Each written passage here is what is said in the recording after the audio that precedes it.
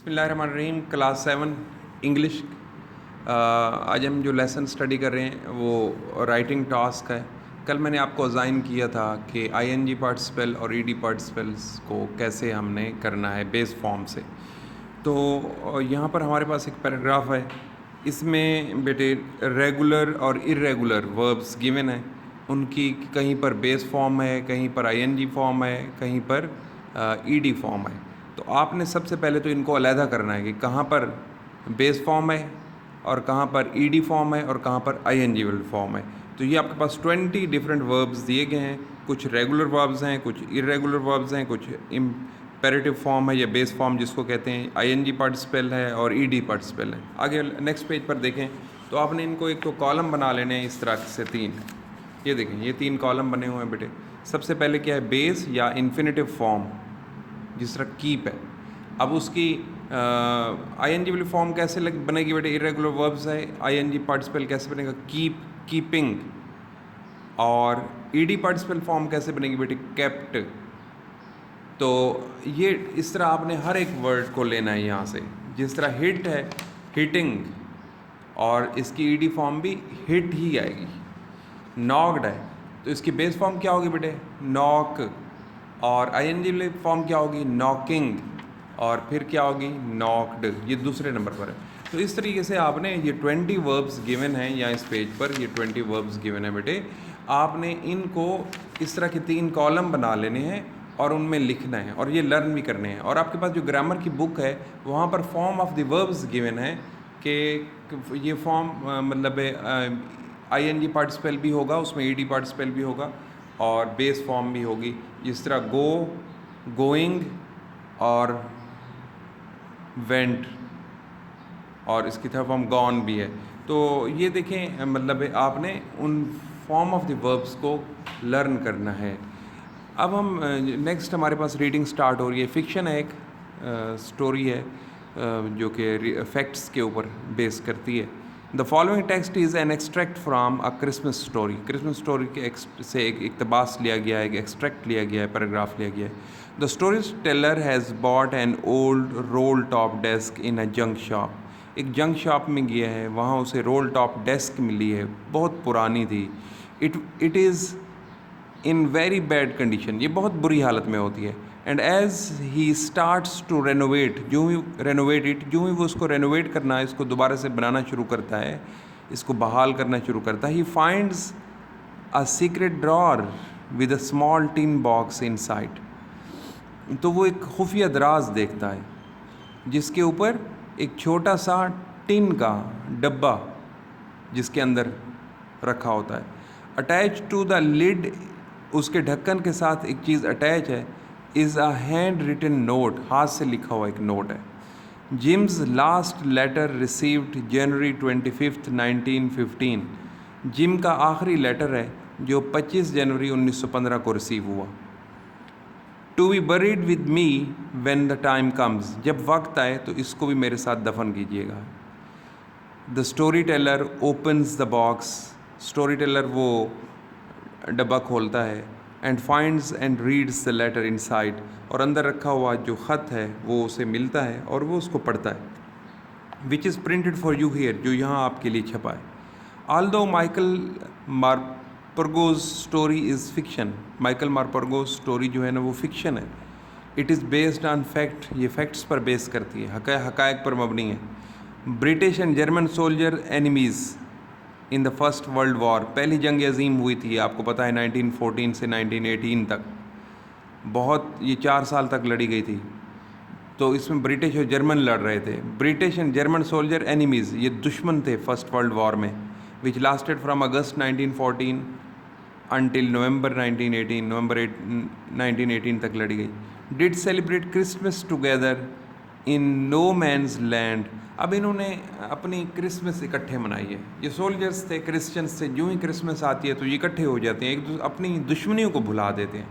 देखो ना, हालत जंग में है, जंग लड़ रहे हैं एक दूसरे को, लेकिन ये अपनी दुश्मनियों को भुला देते हैं, इकट्ठे क्रिसमस मनाते हैं। कहाँ पर बेटे, नो मैन्स लैंड, ऐसी जगह पर जो किसी की मलकियत नहीं है। मतलब हम कहते हैं ये मेरी है, ये तेरी है, नहीं, no man's land. On Christmas day 25 दिसंबर 1914 को 25 दिसंबर 1914 को उनका क्रिसमस डे था, उस दिन उन्होंने ये क्रिसमस डे मनाया। The famous news magazine of the time, उस वक्त का जो फेमस मैगज़ीन था, न्यूज़ मैगज़ीन था जो खबरें देता था, द इलस्ट्रेटेड लंदन न्यूज़, उसका नाम क्या था बेटे? Illustrated London News, printed a now famous artist impression of the celebration in January 1915।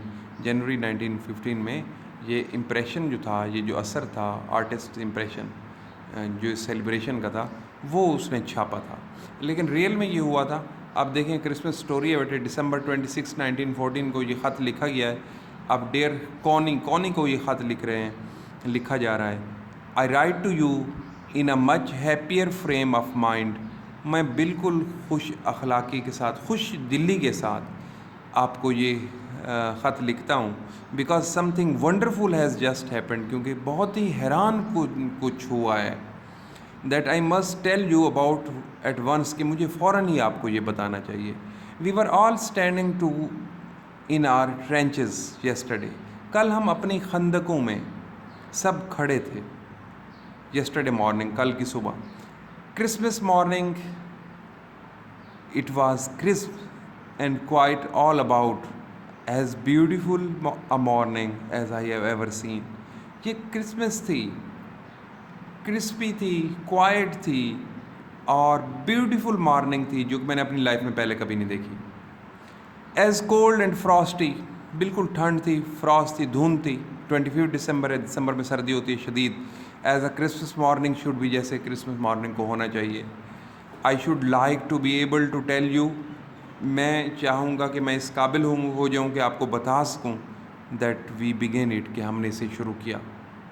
But the truth, लेकिन सच ये है, आई एम अशेम्ड टू से, मुझे ये कहते हुए शर्म आ रही है, इज़ दैट फ्रिट्स बिगिन इट, कि फ्रिट्स ने इसे शुरू किया। अब फ्रिट्स और टॉमी, ये नेक्स्ट पेज पर आ जाए बेटे, नेक्स्ट पेज पर आप आ जाएंगे तो मैं आपको ये एक्सप्लेन कर सकूँ। ये टॉमी और फ्रिट्स, ये नेम है, कॉमन नेम है जो कि इस्तेमाल करें। These are the names given to ordinary British and German soldier. British soldier को क्या कहा जाता है बेटे? टॉमी, और जर्मन सोल्जर को क्या जाता है? फ्रिट्स। तो ये बेसिकली यहाँ पर कॉमन नेम है जो कि यूज़ किए गए हैं। अच्छा, अब ये फ्रिट्स ने इन्हें शुरू किया, मतलब जर्मन सोल्जर ने इन्हें शुरू किया। वो बता रहा है कि हमें ये शुरू करना चाहिए था, लेकिन फ्रिट्स ने इसे शुरू किया, begin it. First someone saw a white flag. White flag बेटे जब आता है तो ये अलामत होती है कि यहाँ अमन है, जंग नहीं करनी, गोली नहीं चलानी।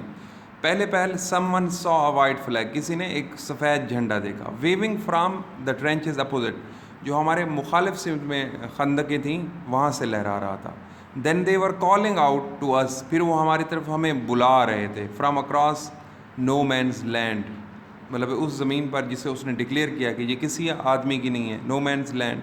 हैप्पी क्रिसमस टॉमी, वो उनको बुला रहे हैं, अंग्रेज़ों को, ब्रिटिश को, कि हैप्पी क्रिसमस टॉमी, टॉमी आपको हैप्पी क्रिसमस। अच्छा, अब happy Christmas when we had got over the surprise, जब हमें ये सरप्राइज़ मिला। Some of us shouted back, तो हम में से भी कुछ लोग वापस चिल्लाए happy Christmas. Same to you Fritz, Fritz आपको भी हैप्पी क्रिसमस। फ्रिट्स कौन है? German. Same to you, I thought that would be that, मैंने यही सोचा और मैंने कह दिया। वी ऑल डिड, हम सब ने ये कहा। But then suddenly one of them was up there in his greatcoat, grey colour का उन्होंने ग्रेट कोट पहना हुआ था, उसके अंदर वो मलबूस था। उनमें से एक जो था वॉज अप देयर, वहाँ ऊपर खंदक से ऊपर उठ कर आया, एंड वेविंग वाइट फ्लैग, और वो सफ़ेद झंडा लहरा रहा था। डोंट शूट लैड्स, मैंने अपने सिपाहियों को कहा कि इसके ऊपर गोली नहीं चलानी। समवन शाउटेड, कोई चिल्लाया, एंड नो वन डिड, और किसी ने भी ऐसा नहीं किया। Then there was another Fritz up, फिर एक और जर्मन सोल्जर जो था, फ्रिट्स जो था, वो उठा। On the parapet and another, एक इस तरह, मतलब एक के बाद एक आते गए। कीप योर हेड्स डाउन, अपने सर नीचे रखो। आई टोल्ड द मैन, मैंने आदमियों को कहा, इट्स अ ट्रिक, ये कोई चाल है। बट इट वाजंट, लेकिन ये चाल नहीं थी। ये चाल नहीं थी, ये हकीकत थी उनकी तरफ से। थर्ड पैराग्राफ है बेटे, one of the Germans was waving something above his head. एक जर्मन जो था अपने सर के ऊपर कुछ लहरा रहा था। इट्स अ क्रिसमस डे, ये क्रिसमस डे है टॉमी, टॉमी ये क्रिसमस डे है, मतलब ब्रिटिश सोल्जर से कह रहा है। वी हैव फूड, हमारे पास खाना है। वी हैव टिन्ड मीट, हमारे पास डब्बों में बंद गोश्त है। वी मीट यू, हम आपसे मिलते हैं। यस हाँ, बाय दिस टाइम, इस वक्त तक, there were dozens of them walking towards us, वहाँ दर्जन भर जो लोग थे, जो जर्मन थे, वो हमारी तरफ आ रहे थे across no man's land. And not a rifle between them, उनके पास कोई राइफल भी नहीं थी, कोई बंदूक भी नहीं थी। Little private Morris was the first up, little private Morris जो था वो पहला था। कॉमन बॉयज़, लड़कों आगे बढ़ो। What are we waiting for, हम किस चीज़ का इंतज़ार कर रहे हैं। And then there was no stopping them, तो फिर तो एक सिलसिला एक दफ़ा शुरू होना था, फिर तो कोई रोकने वाला नहीं था। आई वॉज द ऑफिसर, मैं ऑफिसर था। I should have stopped them there, मैं उन्हें वहीं रोक देता। एंड देन आई सपोज, फिर मेरे ख्याल में, but the truth is that, लेकिन सच ये है, it never even occur to me, कि मेरे साथ कभी ऐसा हुआ ही नहीं था।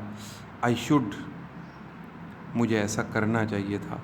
Along all along their line, उनकी जो लाइन थी, एंड आर्स, और हमारे दरमियान जो लाइन थी, I could see man walking slowly towards one and other, मैं आदमियों को देख सकता था, कोई एक दूसरे की तरफ मूव कर रहे थे, वॉक कर रहे थे। ग्रे कोट्स थे, खाकी कोट्स थे, दोनों फौजी थे, मतलब मीटिंग इन द मिडिल, जो दरमियान में मिल रहे थे। And I was one of them, और उनमें मैं भी शामिल था। I was part of this, मैं इसका एक हिस्सा था। In the middle of the war, बिल्कुल जंग के दरमियान, वी वर मेकिंग पीस, हम अमन कायम कर रहे थे, मतलब ये अमन की अलामत थी। बट ये 3 पैराग्राफ हमने कर लिए, आपने इनको दोबारा से पढ़ना है। और इसके बाद आपने इसके वो करने हैं, मैं आपको ये बता दूं, यहाँ पर आ जाएं। ING and ED participles as adjectives, adjectives के तौर पर बड़े heat, heating, heated, shout, shouting, shouted, ये आपने थोड़ा सा मतलब इनको कर लेना है। और फिर एक्सरसाइज के कुछ और भी हिस्से भी हैं, प्रेपोजिशंस हैं, फ्रेजल वर्ब्स हैं, ये वाले, इनको बाद में करेंगे हम। बस यही आपका होमवर्क है कि फॉर्म ऑफ द वर्ब्स को लर्न करना है, और ये काम आपने कंप्लीट करना है। तो कल इंशाल्लाह इसको लेसन पैराग्राफ नंबर 4 को हम आगे कंटिन्यू करेंगे। टिल देन, अल्लाह हाफ़िज़।